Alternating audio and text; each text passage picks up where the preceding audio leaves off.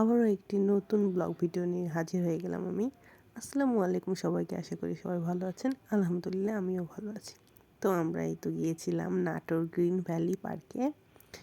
একসঙ্গে 3টা স্পটে যাব আমরা।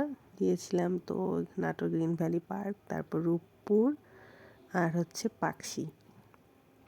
তো একটা হাইস ভাড়া করা হয়েছিল, সেই জন্য আমরা যাব তো ভাবলাম দুপুরে বাসায় থেকে রান্না করে নিয়ে যাই দুপুরের খাবারটা। তো সেই জন্য আমি আগের দিনই মাংসটা রান্না করে রেখেছিলাম। সকালবেলা উঠে শুধু আমি চালটা ভেজে নিয়েছি এবং একসঙ্গে মিক্স করে একদম ঝালের বিরিয়ানি করে ফেলছি। আর এই তো আমার ছোটো বোনকে বললাম তুমি একটু আলুর পাকোড়াটা করো, তো একটু আলুর পাকোড়াটা করে দিল। তারপর সবগুলো ব্যাগে বক্সে করে নিয়ে নিলাম। নিয়ে নেওয়ার পর খাওয়ার জন্য রেখে দিলাম। তারপর আমি বাচ্চাদের রেডি করালাম, নিজে রেডি হইলাম। কোথাও যাওয়ার জন্য বের হইতে হইলে আগে বাচ্চার মায়েদের অনেক কাজ থাকে, আসলেই তাই।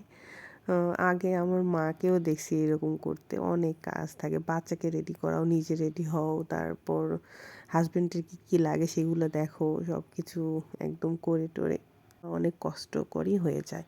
তবুও কী করার, বেড়াইতে গেলে তো একটু করতেই হবে।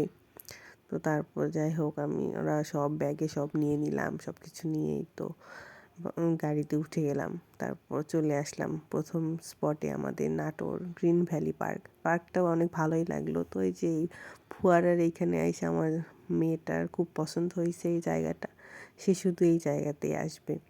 তো তার খুব পছন্দ হয়েছে। তো দেখি একটা কুকুর ওই পাশ দিয়ে আসছে, তো আমার মেয়েটা আবার দেখে খুব ভালো লাগলো ওর মনে হয়, তো এটা দেখছিল। তাও আমিও একটু ক্লিপ নিয়ে নিলাম। কোথাও বেড়াইতে গেলে বাচ্চাদের হয়ে যায়, বাচ্চারা জ্বালায় খুব। আমার ছোটো ছেলেকে আমি আসার আগে বললাম, বাবা তুমি কি পটি করবে? তো বলে না মামা, পটি করব না, পটি নাই। তাই বলে তো এখন একটু পর সে বলে যে বাবা আমি বাসায় যাব। কেন বাসায় যাবে কেন? তুমি তো বাইরে থাকতেই পছন্দ করো, বাসায় যাবে কেন? না না, দরকার নেই। তো একটু বল না আমি পটি করব। তো এখন ওই তো করে পটি। তো শিখে নেয় বাথরুমে পটি করার। তো আমরা বলছি চলো বাথরুমে নিয়ে যাই, না যাবে না। যেই যাইতে লাগছি বলে যে না পটি নাই। তো পটি নাই বলে আমরা চলে আসছি। একটু পরে দেখি যে ডাইপারে তো করে ফেলছে। কি আর ঘুরবেন, ওদের এই পটি পরিষ্কার করতেই আমি শেষ হয়ে গেছি। যাই হোক, তো কী করবো, ছেলেটা আবার নিয়ে গেলে পুরো বাথরুমে যায় পরিষ্কার করাই দিলাম। এই তো অবস্থা। তো যাই হোক, তারপর একটু ঘোরাফেরা করে রান্না করে নিয়ে গেছিলাম সেই খাবারগুলো, খাওয়া দাওয়া করে তারপর একটু 2টা বাজে কিংবা 3টা, হ্যাঁ এই সময়ের দিকে বললাম যে চলো এখন আমরা গাড়িতে উঠে যাই নেক্সট স্পটে যাওয়ার জন্য। তো নেক্সট স্পটে যাওয়ার জন্য উঠে গেলাম। তারপর আমরা নেক্সট স্পট হবে আমাদের Pakshi rail station. Pakshi rail station এর আগের বার আমরা গেছিলাম, তখন অনেক সুন্দর লাগছিল। তখন আমার বোনেরা আসছিল, চাচাতো বোনেরা, তখন আরও বেশি সুন্দর ছিল। এখন একটু দেখতে কেমন জানি হয়ে গেছে, সবুজ প্রাকৃতিক নাই। দেখেন কি সুন্দর, নিচ থেকে উঠে যেয়ে সিঁড়ি দিয়ে তারপর স্টেশনটা হয়।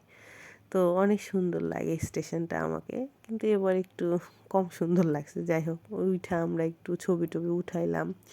উঠাই দেখার পর এখন আমরা বলতেছি নেক্সট আর একটা স্পটে যাবো, সেটা হচ্ছে হার্ডিং ব্রিজ, পাকশি। তো ওইখানে আসলাম। এসে তো সন্ধ্যায় হয়েই যাচ্ছিল, আজান দেবে আর 10-15 মিনিট সময় আছে। একবারে 3টা স্পট কাভার করা কষ্টেরই, তবুও আমরা গেলাম যে একটু দেখলাম। ছবি তো ওঠানো যায়নি, ভিডিও একটু করছি। ধন্যবাদ।